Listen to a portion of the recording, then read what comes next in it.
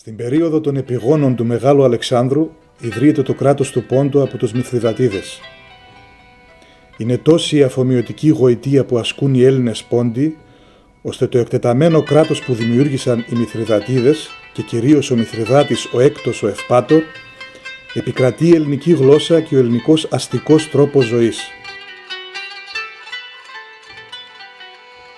Κατά τον 1ο αιώνα μετά Χριστό, ολόκληρος ο Πόντος δέχεται το χριστιανισμό από τους Αποστόλους Πέτρο και Ανδρέα και εγκαταλείπεται ο εξελληνισμένος θεός Μήθρας.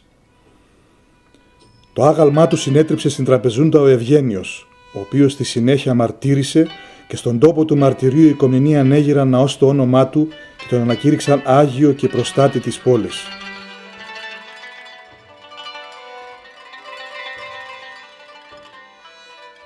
Στην εποχή των Κομνηνών χτίστηκαν στον Πόντο 3.000 χριστιανικές εκκλησίες και μοναστήρια. Ο Άγιος Ιωάννης ο Βαζελώνας είναι το πρώτο μοναστήρι που ιδρύθηκε στον Πόντο το έτος 270 μετά Χριστό.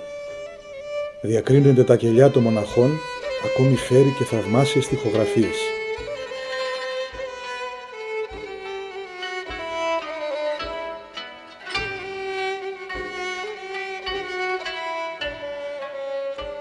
Στα 1204 ο Αλέξιος ο πρώτος ο Κομνηνός ιδρύει την Αυτοκρατορία της Τραπεζούντας, κράτος που θα ζήσει 257 χρόνια ως το 1461, όταν θα αναγκαστεί να υποκύψει στον Οθωμανικό ζυγό.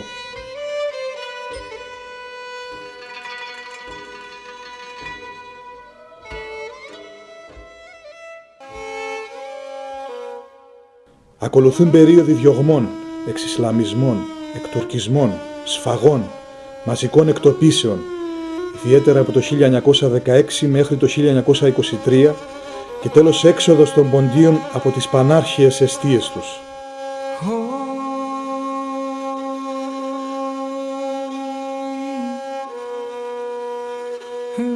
Και νεο κανάν και